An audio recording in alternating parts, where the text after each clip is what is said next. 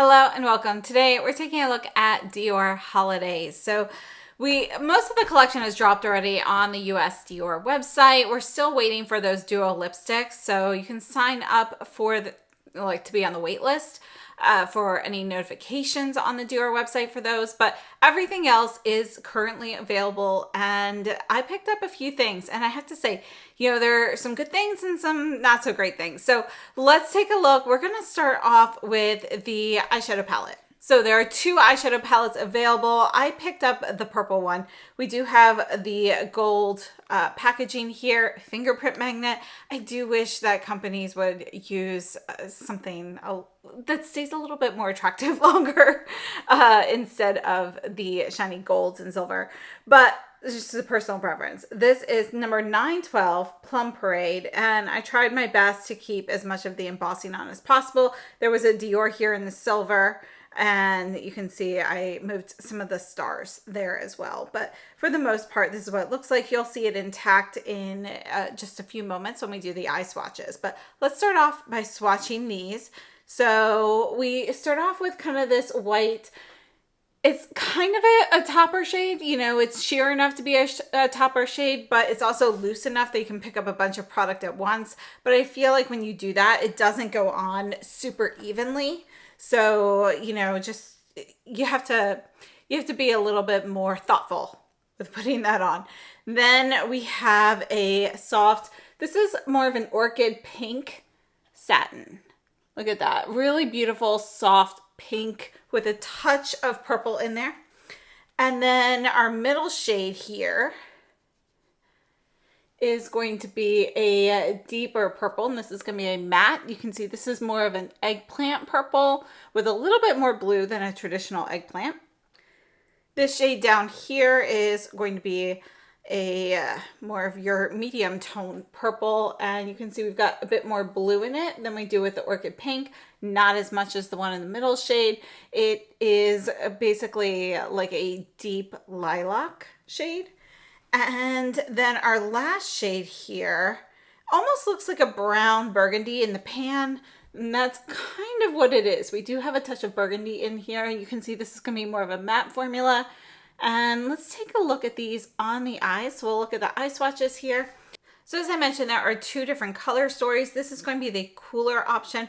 The other option is called Fiery Circus, and that is more of your more russet shades, and it has gold embossing instead of the silver here. So our Plum Parade here is going to be our cooler tones, and we've got more of these purples. We have a nice kind of blue base purple in the center, but the others do have a bit more pink in them. Each of these palettes retails for $75 US. We have 7 grams of product, and they are made in France. We have our standard Dior 6-month shelf life. And according to Dior, it says, for the holiday season, Dior Show 5 Couleurs unveils 2 limited edition harmonies. These luxurious powders are adorned with an elegant starry canage motif, while pearlescent pigments delicately illuminate the intricate details of the design. The spectacular plum look showcases shades of plum. Peter Phillips, the creative and image director for Dior Makeup, draws inspiration from the spectacular world of the Circus of Dreams. Now, as for my thoughts on this palette, I have to say I am a bit disappointed. The colors are really pretty, but as you can see as we're going through the eye swatches here, pick up with a brush. It looks like it's picking up plenty of product. You can see plenty of product on the brush. And, your product's going down, but it's really not very pigmented. And these feel a bit drier in texture than recent Dior Quints. We know that this newer formula of the eyeshadows, without talc and everything, it's been kind of hit or miss. And I would say that this is more of a miss than a hit. So yes, we have nice colors, but I do feel these are kind of dry. They can kind of blend away to nothing if you keep going. And I feel like to get a very pigmented look, yes, you want to use your fingers, but even then, it's not going on necessarily as deep as a finger swatch per se. You really kind of need that area to kind of build up the color there. And I just think they're only okay. I wouldn't go as far as to say the palette is a fail.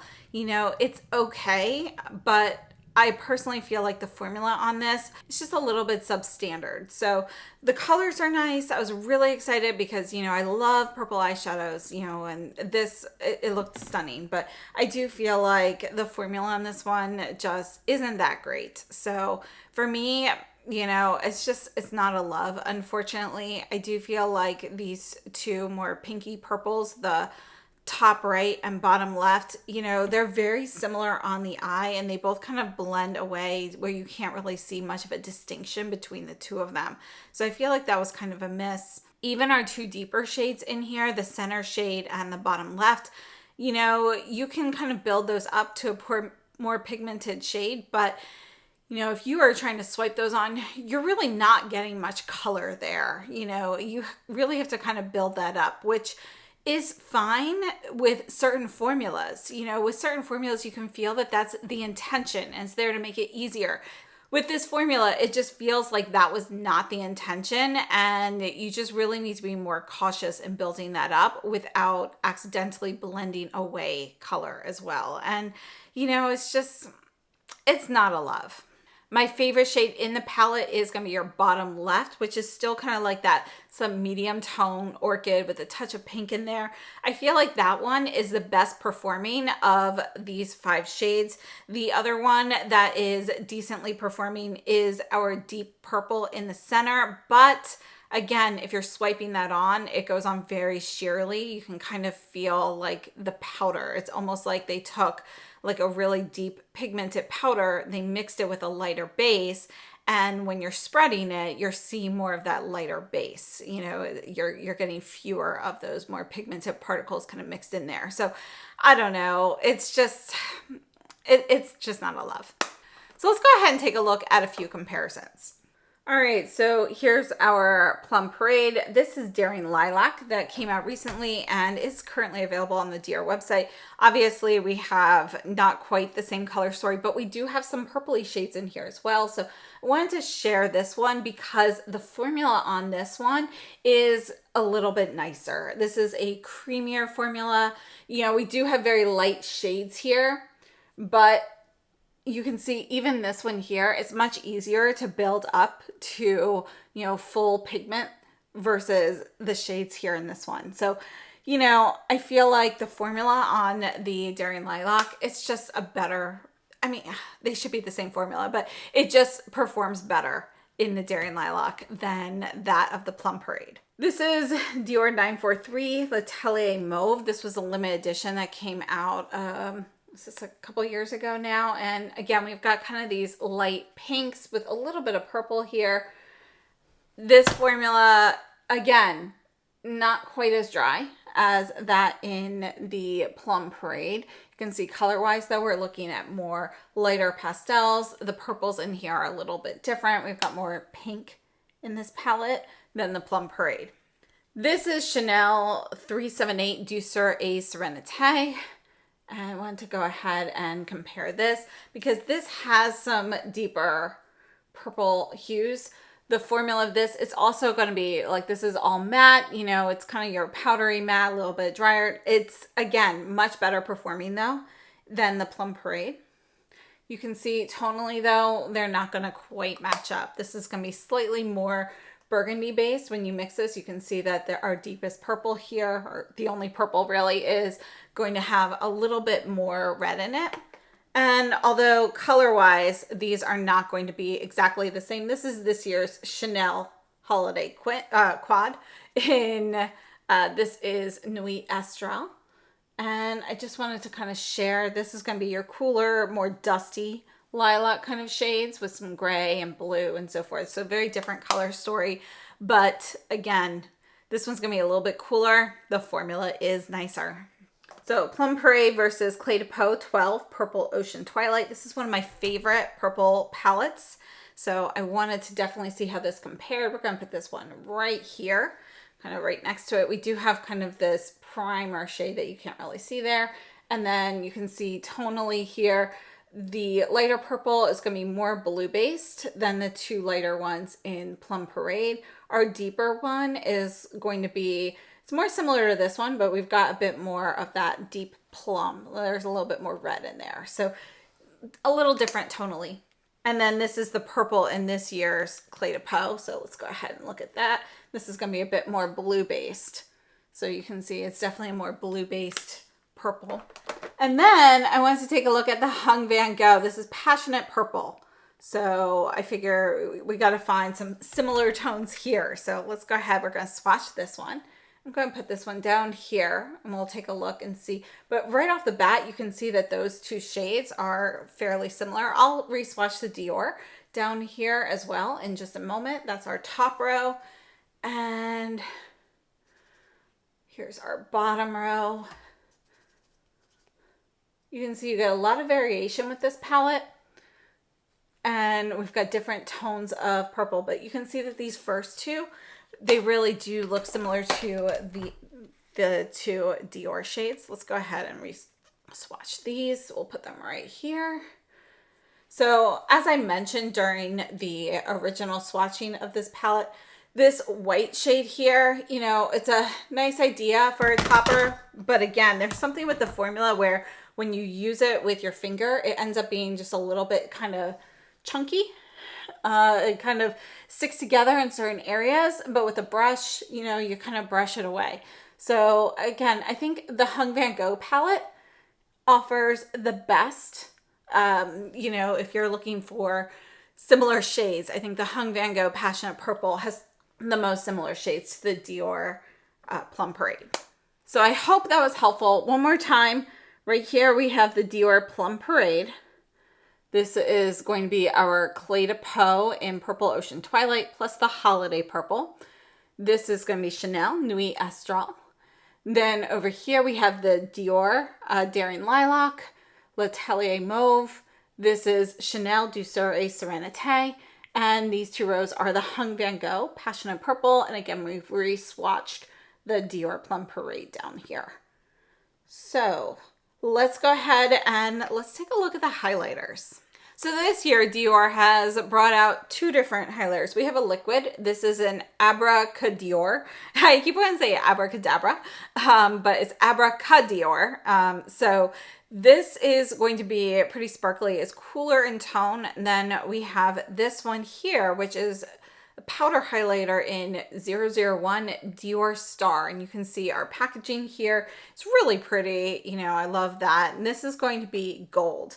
But I have to say, wait for the swatch on this one.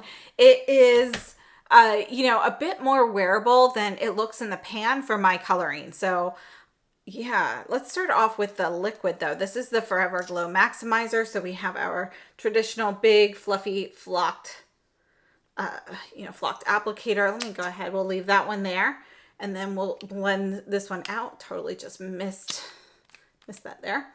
All right, and you can see as I'm blending this, you see all of that iridescence. So we have pink and gold iridescence and silver kind of all mixed in there.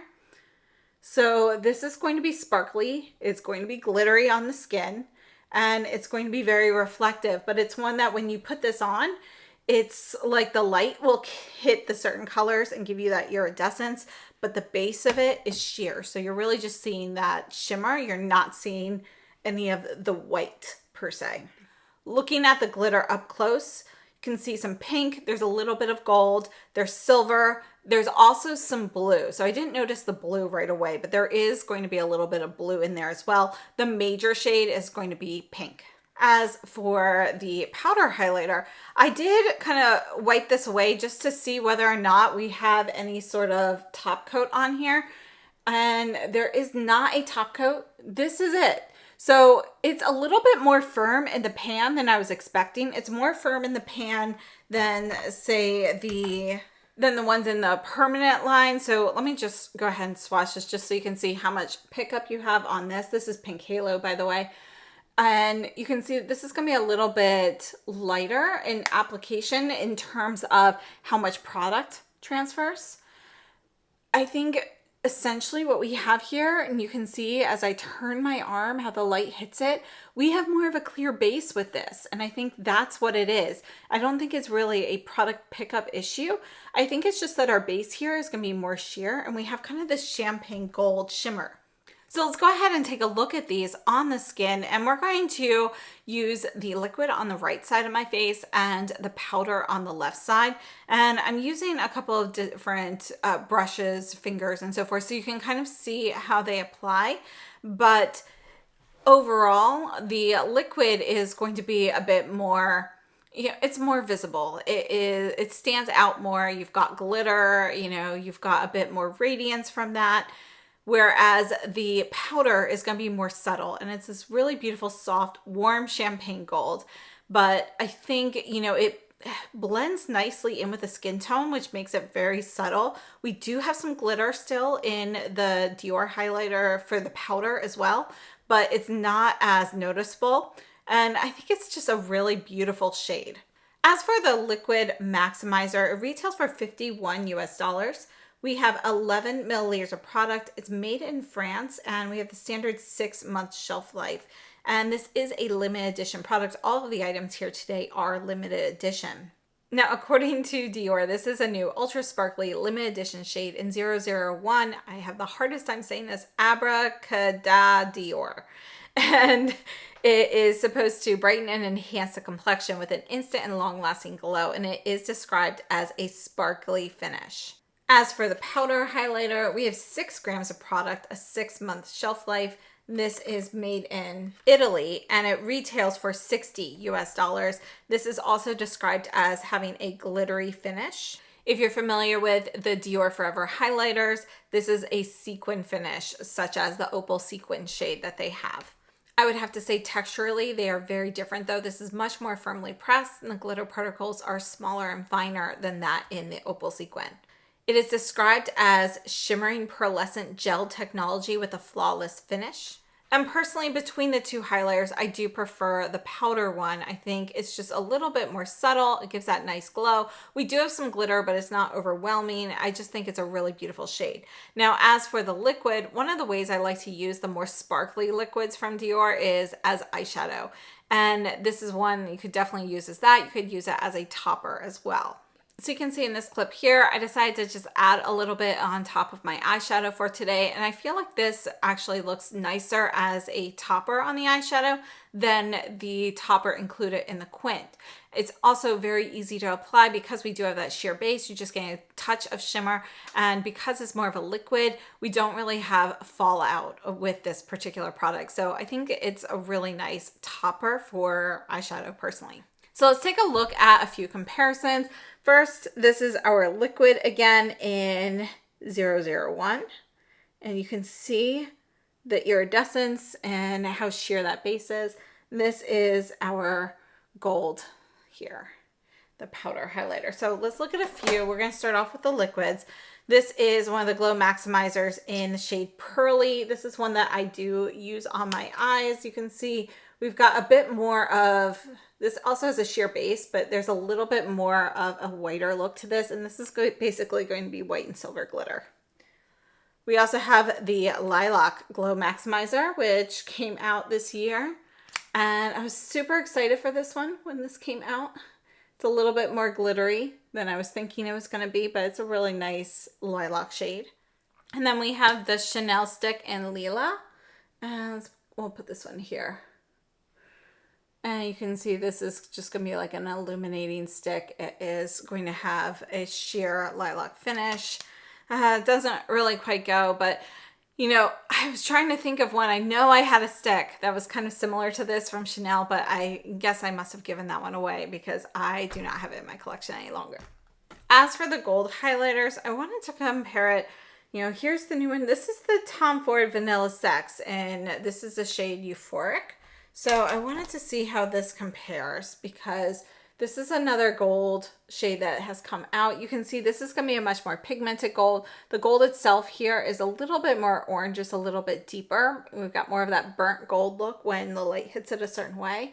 And you can see it is going to be a little bit, it's just a little bit warmer, but the formula itself is a little bit creamier. It's more of that gel powder that's a little bit looser than the gel powder in the Dior, which feels more firmly pressed. So you're going to get more product with that one.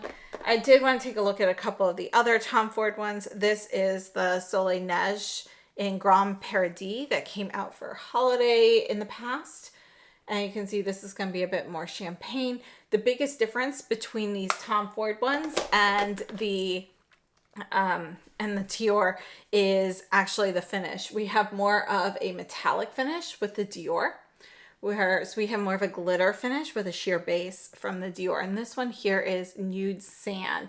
So this was last year's Soleil collection during the summer.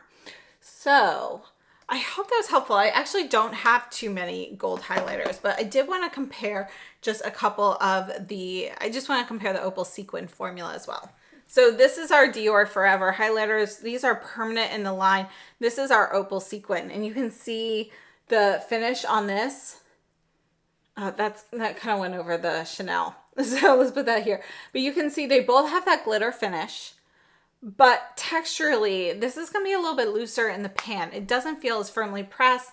The shimmer on this, you can see it looks a little bit larger. It's just a little bit more evident compared to this one, which is slightly finer and just a little bit more cohesive with the formula there. So you have more fallout with this. I actually tend to use this more as eyeshadow than I do on the face for highlight, but currently the new Dior holiday one, you know, whatever base you have in there, the glitter is staying in place a bit better than this one, where it's a little bit looser, a little bit dustier per se.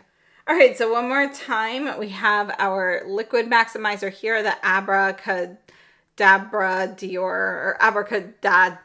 that's what it is. And then we have our powder one here, which is in the shade, I think it was Dior Star. Okay, so here's Dior Star in the powder versus our liquid. So let's take a look at the lipsticks. I picked up 2 of them. All right, so as I mentioned, Dior Holiday, we are going to be getting these new lip duos, which I can't wait to see. They have not released here in the US.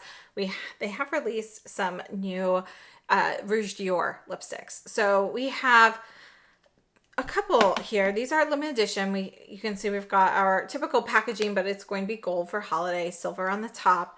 And then this first one here is number 10. This is Crystal Sparkle. So this is really going to be more of a topper, and this matches the Liquid Maximizer. So it adds a little bit of a soft pink glittery finish to lipsticks. Let me go ahead. I have this on my lips right now, but let's go ahead and add up. Just add a little bit of this maximizer so you can see how they compare. You can see color-wise, they are going to be essentially the same. You see a little bit more white in the Liquid Maximizer compared to the lipstick. But yeah, essentially we have the same finish here. The other one that I picked up is in the satin formula, and this is number 210. The shade is Circus. And let's put this one right here. And you can see this is going to be a peachy nude pink. So if you take a nude pink lipstick and you add peach to it, that's what this is. And then I have them mixed together on my lips right now, which actually cools it off a little bit and makes it just a little bit more pink, a little bit, you know, a little rosier. So let's take a look at the lip swatches for the lipsticks. There are currently 4 lipsticks available. So we have the Crystal, which is the sparkle finish, the Circus, which is satin. Then there is 629 Parade in a velvet finish. And then they have the 999 in velvet, which is their classic red. Each lipstick retails for $55 US. They are made in France. We have 3.5 grams of product. Aside from the 999 shade, the other 3 are all going to be new shades, and all 4 are limited edition in this special holiday gold packaging. The Rouge Dior satin lipstick is very smooth, it's comfortable, it is the same as the satin ones in the permanent line, no difference texturally, but I wanted to focus more on the sparkle finish because that one is new. So if you have used the Dior lip balms in the past, they used to have just like the plain sheer lip balm. And this basically feels like that texture, but a little heavier, not quite as heavy as an actual lipstick though. So it's a little waxier than the satin lipstick, for example. You feel more of that wax content, and there is glitter. You can feel a little bit, you can feel texture from the glitter, but I wouldn't say it feels gritty per se. Like there's not that roughness from it, but texturally you can still feel it there, if that makes sense. It's more like it's smoothed out, more like a river rock versus a jagged rock, that type of difference there. So it's smooth on the lips, but you can still feel it there. And again, it's going to be light and sheer, and it has a waxier content, so there's not quite as much transfer with one swipe as you would get from, say, the satin lipstick. Overall, I like both of the lipstick shades that I purchased here. The satin shade does look warmer, a little peachier than it does in the promo photos. The sparkle, again, pretty much right on from what you would see in the photos there. But I do think that the two of them combined are really nice. And this Circus shade is a nice neutral shade that you can wear like on a daily basis. So I personally like to wear them mixed, but I am happy with both of the shades, although I was hoping that the Circus shade was a little bit more what you see in the promo photo. This definitely has a stronger peach look. So I hope this has been helpful. Let's go ahead and we're going to do a quick summary here. And I am planning on getting some of those duo lipsticks when they are available. So we will revisit some of these items at that time as well. But we started off actually with the Quint. And this is in Plum Parade. And although it is a really beautiful palette, I am disappointed with the dryness of the formula here. It is, just a little bit too dry, a little bit more powdery. It feels more like you're kind of brushing away color versus building it up. It's a little finicky in that sense to get the impact that I was looking for. And so for me, it's a miss, but it's not terrible. It's just not great. And then we looked at the two highlighters. Again, I just can't say it, but this is it's really pretty if you're looking for something iridescent and glittery. It's not something I would go to for a typical highlighter, but it's something that I'll be using more as a glitter topper on top of eyeshadow. I really like it that way. So that's kind of my go-to for this, but I didn't need it. So this one ended up being just not that great for me personally. But again, if you're looking for something glittery and iridescent, this is a good option. I do love the formula of the maximizers.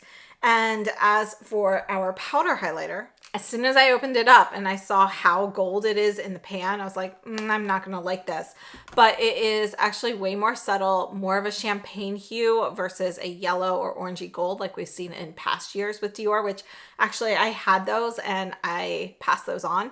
They just weren't ones I reached for. So yeah, this is going to be a bit more neutral than previous years. Let's go ahead and just swatch that one more time here. And I really like this one. It is more firm in the pan, so you're not picking up a ton at once, which means you are doing a subtle application. I wish it was slightly looser in the pan than it actually is, but I don't feel like this is one that is going to develop hard pan either. So we'll see, time will tell, but it doesn't feel like that's the issue. It just feels like it's very densely packed.